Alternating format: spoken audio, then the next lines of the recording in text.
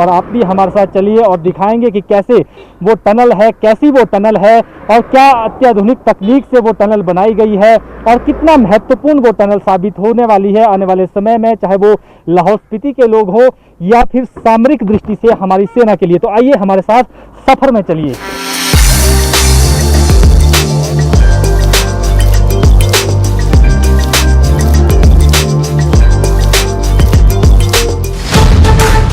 हिंद का अटल टनल बना अटल पथ। अटल पथ से तैयारी हुई और अटल सुरक्षा के लिए आधुनिक सुविधाओं से लैस इंजीनियरिंग का नायाब नमूना। घोड़े की नाल के आकार से चीन को करेंगे चित। बर्फिस्तान हो या तूफान, नहीं रुकेगा हिंदुस्तान।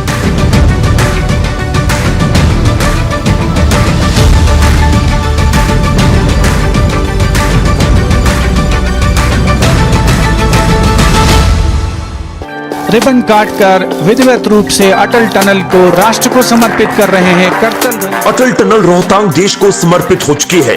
टनल निर्माण के लिए 10 वर्ष का वक्त लग गया। 2000 में तत्कालीन प्रधानमंत्री अटल बिहारी वाजपेयी ने केलांग में टनल की घोषणा की थी और 2002 में टनल के लिए सड़क का शिलान्यास किया गया था। हालांकि बाद में काम ठंडे बस्ते में भी पड़ रहा, लेकिन अब ये अटल टनल देश को समर्पित कर दी गई है। प्रधानमंत्री नरेंद्र मोदी ने 3 अक्टूबर को ऐतिहासिक दिन बताते हुए इसे देश को समर्पित कर दिया। न्यूज़ 18 की टीम भी शुरुआत से लेकर लगातार ग्राउंड जीरो पर डटी रही और आपको इससे जुड़ी पल पल की जानकारी हमने पहुंचाई।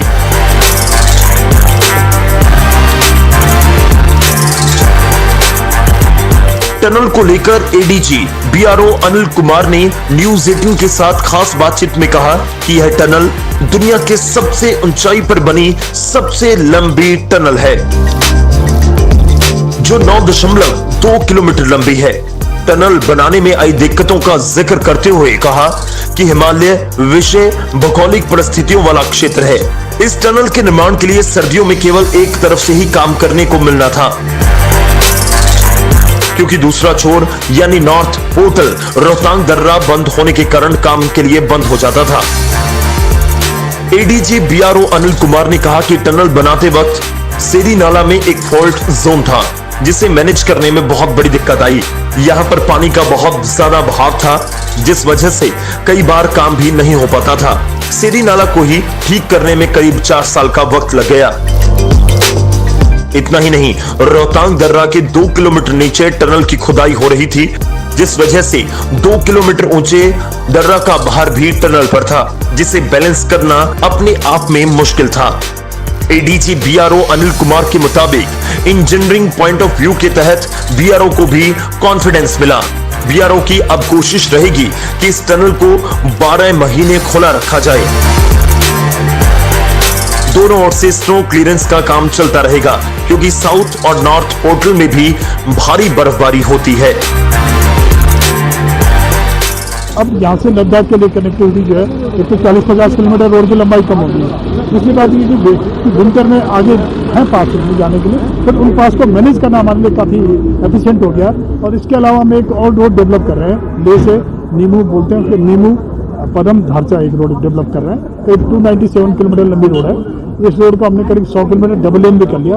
इस रोड पे एक पास आता है, सिंगला पास, उस पास पे भी हम टनल बनाने का प्लान कर रहे हैं। और जस्ट उस पास से जब टनल बन जाएगी तो ये ऑल वेदर लद्दाख के लिए कनेक्टिविटी मिल जाएगी। तो फिर लद्दाख जाने के लिए किसी भी टाइम पर कोई भी दिक्कत नहीं है, हर तरह का इंडक्शन हो सकता है। तो लद्दाख जो है, जैसे आप जानते हैं कि चाइना का भी बॉर्डर है, उसमें पाकिस्तान का बॉर्डर है, तो स्ट्रेटेजिकली बड़ी सेंसिटिव है। तो उस एरिया को एक बहुत ही बढ़िया कनेक्टिविटी मिल जाने से बहुत ही अच्छा रहेगा।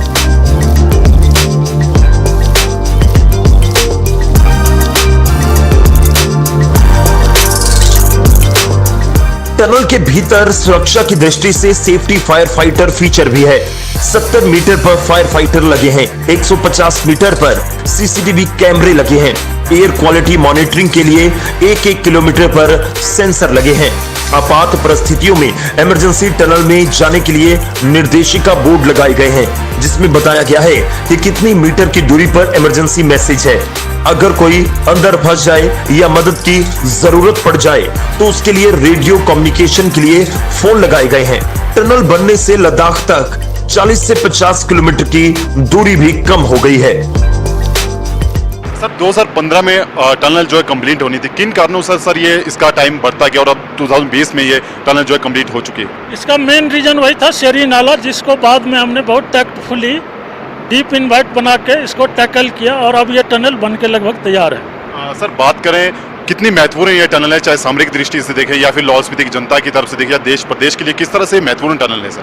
एक तो लाहौल स्पीति के जनता को हमेशा 12 मंथ कनेक्टिविटी मिल जाएंगे, दूसरा लेह तक का डिस्टेंस जो है 46 किलोमीटर कम हो जाएंगे और इससे बहुत ज़्यादा फ्यूल और सामरिक दृष्टि से मेरे सेना को बहुत ज़्यादा सहायता मिलेगी। रोहतांग दर्रा के रूप में सेना की एक बड़ी बाधा खत्म हो गई, लेकिन इससे आगे भी बारालाचा दर्रा, लाचोंग पास और तंग लंगना भी है जहां टनल प्रस्तावित है। लेकिन बीआरओ का मानना है कि इन टनलों पर ज्यादा फोकस करने की बजाय लेहर से नीमू पदम और दारचा रोड को विकसित किया जाए, जिसकी शुरुआत भी हो चुकी है। यह 290 किलोमीटर लंबी डबल लेन सड़क है। इसमें शिंकुला दर्रा पर टनल बनाने की योजना है, जिससे लद्दाख जाना आसान होगा।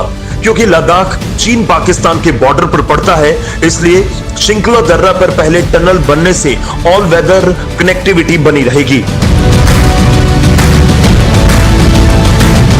रिटायर्ड ब्रिगेडियर खुशहाल ठाकुर ने कहा कि अटल टनल गेम चेंजर होगी। यह देशवासियों और उन सैनिकों के लिए तोहफा है जो चीन सीमा पर तैनात हैं।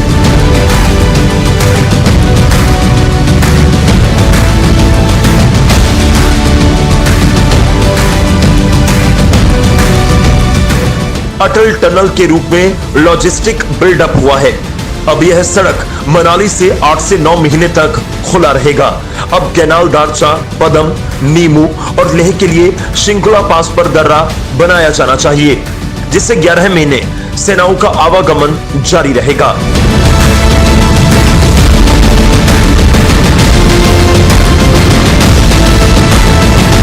पिछले 5 महीनों में जो हमारी सरकार ने, हमारी सेना ने जो रिस्पांस दिया और खास करके जो लॉजिस्टिक बिल्डअप जो इतने कम समय में किया, जिससे इवन चाइना भी हैरान है, और कि जिसके सबसे बड़ी वजह अब आप देखोगे कि वो कुछ भी करने के लिए उसके बस के बाहर की बात है, वो कोई भी हमारे अगेंस्ट जो है एक्शन नहीं कर पाया है।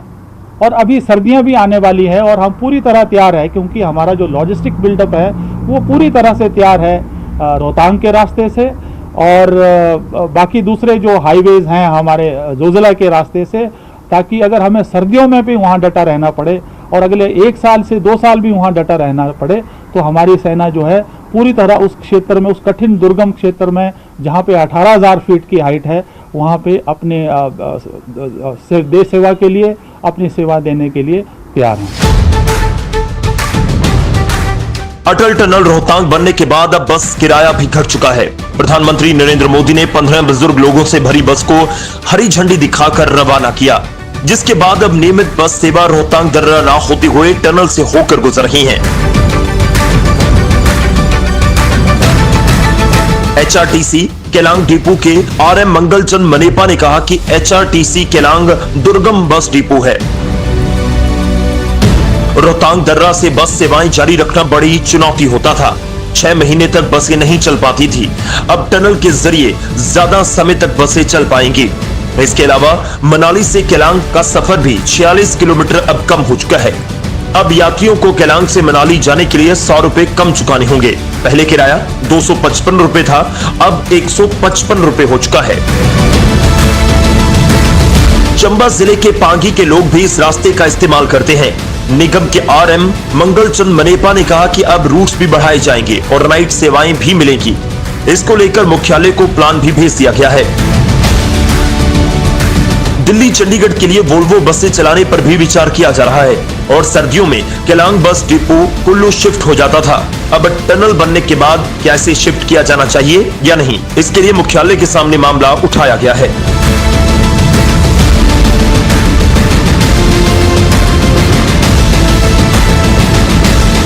मैक्सिमम मेजॉरिटी जो हमारी रूट्स हैं वो सारे जो है नाइट सर्विसेज के अंदर रूट जो अपने चेंज होने से हमें निश्चित तौर पर हमें कोई नए एक्सरसाइजेज करने पड़ रहे हैं। हमने मुख्यालय को भी अपने जो है नए अपने यहाँ से जो है प्रपोजल भेजी है ताकि मॉर्निंग आवर्स में भी हम लोग अपनी बसों का यहाँ संचालन कर सकें। निश्चित तौर पर जिस प्रकार यहाँ पे जो रोड अच्छे हुए हैं, टनल अच्छी हुई है, कनेक्टिविटी अच्छी हो गई है, तो हम लोगों को भी हमने भी मुख्यालय से भी जो है वॉल्वो सर्विस के लिए भी हमने जो प्रपोजल भेजी है ताकि हम जो केलोंग से चंडीगढ़, केलोंग से दिल्ली के मध्य भी हम लोग अपने जो ये वॉल्वो का यहाँ पे संचालन कर सकें और जिसका निश्चित तौर पर यहाँ पे जो पर्यटन को भी इसका बहुत सारा लाभ होगा। किराए की बात करें तो अभी जो किराया है वो कितना चला है? अगर हम कुल्लू तक की बात करें, आम लोगों को आपने कहा कि 100 रुपये कम होगा कम से कम, तो कितना फायदा उसका आप देख सकते हैं या निगम को उससे क्या फायदा होगा या घाटा होगा? देखिए, जिस प्रकार जो लगभग 46 किलोमीटर का डिस्टेंस जो टनल खोलने की वजह से हमारा कम हुआ है और लगभग 100 रुपये प्रति जो यहाँ पे किराया भी कम हुआ है। और पहले हम लोग 255 रुपये के करीब हम लोग जो केलोंग से मनाली का किराया चार्ज करते थे, अब ये हम लोग 155 रुपये हम लोग यहाँ पे चार्ज कर रहे हैं।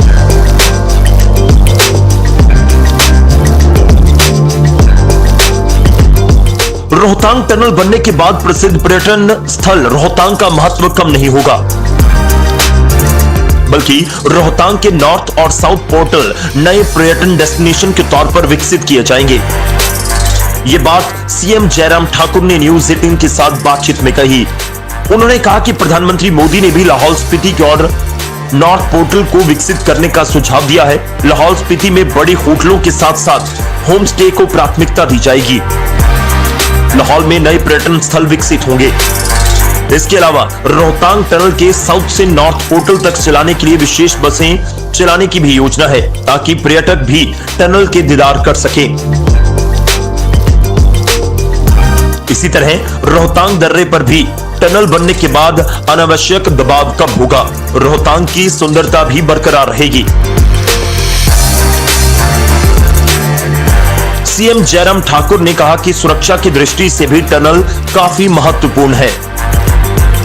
अब दुश्मन देशों को भी टनल बनने से जो मैसेज दिया जाना था वो मिल चुका है। सीएम ने यह भी कहा कि टनल के दोनों पोर्टल पर बर्फ गिरने की स्थिति में स्नो क्लियरेंस का काम भी चलता रहेगा। सर, जो नॉर्थ और साउथ पोर्टल है, सर्दियों में क्योंकि वहाँ भी बर्फबारी होती है, अगर नॉर्थ पोर्टल की तरफ कुक्सर की बात करें तो 5-6 फीट या 10-8 फीट तक भी बर्फ हो जाती है, तो स्नो क्लियरेंस एक चैलेंज रहेगा। ये सारा हमारे ध्यान में है। इस बार भी हम कोशिश करेंगे कि वैली ओपन रहे बिल्कुल लगातार।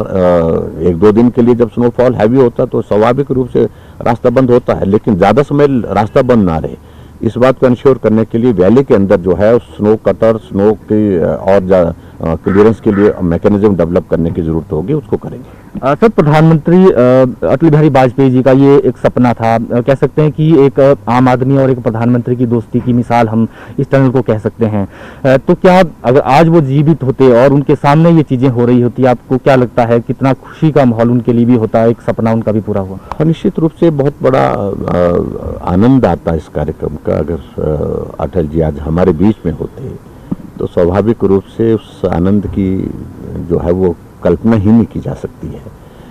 वो कमियां महसूस कर रहे हैं, लेकिन सबसे बड़ी बात है कि सारे प्रोजेक्ट में उन्होंने शुरुआत करके जो है अपने नाम को भी अटल कर दिया है। हमेशा के लिए यादगार रहेगी इस दिन को, लोग भूल नहीं सकते। टनल का एक और फायदा भी है कि अब पर्यटक मनाली के लिए 2 दिन के लिए आते थे, लेकिन अब वो 3 दिन के लिए आएंगे, क्योंकि मनाली के अलावा उनके पास लाहौल में भी घूमने का विकल्प है। वहां पर धार्मिक स्थल भी है। मनाली में रुकने के बाद पर्यटक अब टनल के जरिए आसानी से लाहौल में प्रवेश कर सकते हैं। बर्फबारी के समय टनल के नॉर्थ पोर्टल पर भी बर्फबारी होती है, ऐसे में पर्यटक वहां भी बर्फ के दीदार कर सकते हैं।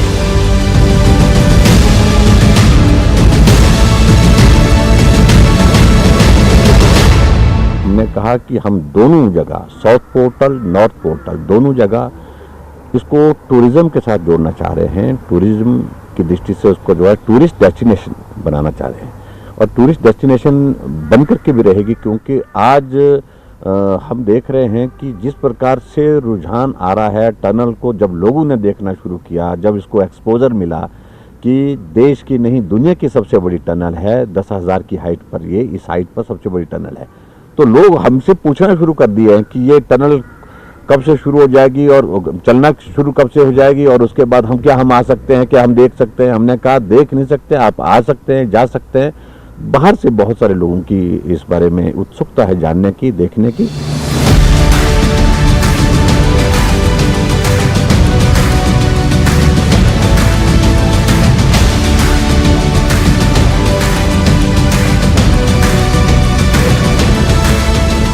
प्रधानमंत्री के द्वारा अटल टनल रोहतांग के नॉर्थ पोर्टल से हरी झंडी दिखाकर एचआरटीसी की बस को रवाना कर दिया, और उसमें जो है 15 बुजुर्गों को जो है वहां से रवाना किया गया था, और वो इसमें मनाली पहुंच चुके हैं। उसमें एक ऐसे व्यक्ति भी है जो अटल जी के और उनके जो परम मित्र थे टशी ढाबा जी, उनके जो सुपुत्र है वो भी इस बस में सवार थे, और इसमें हमारे साथ मौजूद है। हम इनसे बात करेंगे, इनसे जानेंगे। सर, आज इस बस में सवार होकर आप मनाली पहुंचे हैं, किस तरह का ये सफर और कितने गर्व की बात है सर ये? आज हमारा एक ये ऐतिहासिक दिन है जी, और मैं अपने आप को गौरवान्वित महसूस करता हूं कि जो श्रद्धेय अटल जी के प्रयासों से आज ये टनल हमें एक सौगात के रूप में मिली है। उस टनल से मुझे यात्रा करने का मौका मिला था। जैसे अभी आपने पिताजी का जिक्र किया, उनका यही सपना था। मेरे को बेटा कहता मेरा अब यही सपना है कि हमारे लिए ये टनल शीघ्र बनकर तैयार हो जाए, और मुझे यह कहा करते थे कि काश कि एक बार मैं भी इस टनल को नॉर्थ पोर्टल से साउथ पोर्टल तक जा पाऊँ।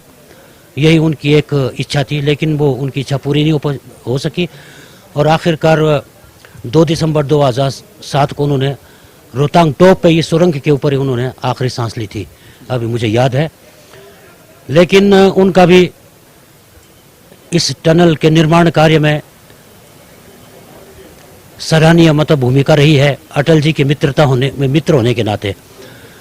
तो आज उनका ये सपना, इतना ही कहूँगा, आज उनका सपना साकार हो गया, और उनको एक सौगात के रूप में आज अटल जी ने ये बहुत बड़ी भारी एक भेंट दी है। ये हम लोगों के लिए और लाहौल स्पीति के लोगों के लिए एक ऐतिहासिक दिन है। सदियों से हम इस समय का इंतजार कर रहे थे कि रोहतांग टनल बनेगा, और आज ये बन चुका है, और हम ये खुशकिस्मत हैं कि इस टनल से हम पहली बार क्रॉस होकर आ रहे हैं। और ये हमारे जो लाहौल के जो नेता लोग हैं, बड़े बड़े बुजुर्ग हैं, उनका एक सपना था कि रोहतांग में टनल बने, और ये आज पूरा हो चुका है। बहुत अच्छा रहा, लोग बहुत खुश हैं, और सदियों से जो हमारी मांग थी वो पूरा हुआ अटल जी की मेहरबानी से। और आज नरेंद्र मोदी जी के नेतृत्व में आज अटल ये टनल तैयार हुआ, और उनमें साथ को उनका अटल जी का बाल सका अर्जुन गोपाल जी को इसमें बड़ा योगदान रहा। आज सार हमारा भविष्य उज्जवल हो गया लाहौल स्पीति के लोगों का, पांगी के, और सामरिक दृष्टि से भी ये टनल जो है बहुत ही महत्वपूर्ण है।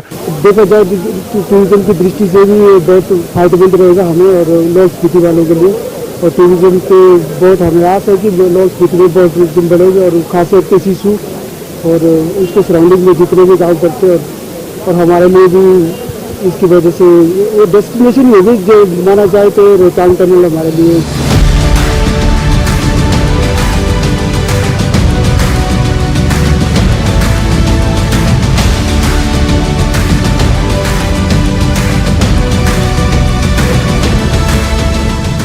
टनल के बनने से कहीं ना कहीं आर्थिकी भी सुधरेगी लाहौल स्पीति की, जो बहुत परेशान रहते हैं कई बार कि उनका जो उत्पाद है, कृषि उत्पाद है, चाहे वो मटर है, फूलगोभी वहाँ पर बहुत अच्छी होती है, और वहाँ पर फूल बहुत अच्छे होते हैं, और इसके साथ साथ आलू वहाँ का विश्व प्रसिद्ध है, और अक्सर जो लाहौल स्पीति का आलू है वो बीज के लिए ही उपयोग किया जाता है। तो आप अंदाज़ा लगा सकते हैं कितनी उच्च क्वालिटी का जो आलू है वो पैदा होता है। आप ठीक सामने ये बादियाँ देख रहे हैं, ये बादियाँ जो हैं वो जो है ये धुंधी का इलाका है सामने वाला पूरा, लेकिन जो चोटियां आप देख रहे हैं हल्की बर्फ यहाँ पर इस बार है, क्योंकि इस बार कोरोना काल के चलते लॉकडाउन रहा, और इस वजह से ये अच्छा जो है पूरा का पूरा क्षेत्र बचा रहा। ऐसे में हम इन चोटियों पर बर्फबारी देख सकते हैं, और अब वो दौर भी आ गया है कि अब फिर से इन चोटियों पर बर्फ आपको दिखाई देगी आने वाले समय में। नवंबर माह के बाद शुरुआत हो जाती है बर्फ गिरने की। तो आप देख सकते हैं कि कितनी खूबसूरत ये वादियाँ हैं, और यहीं रोहतांग टनल है, इन्हीं के नीचे, इन्हीं वादियों के नीचे रोहतांग टनल है जो 9.2 किलोमीटर की है और इस टनल को बनाने में पूरे 10 साल लग गए और पूरे 10 साल लगने के बाद आज ये देश के नाम हो गई है। ये ना केवल सेना के लिए मददगार साबित होने वाली है बल्कि जो लाहौल स्पीति के लोग हैं या पर्यटन से जुड़े लोग हैं उनके लिए भी ये टनल बहुत ही मददगार साबित होगी।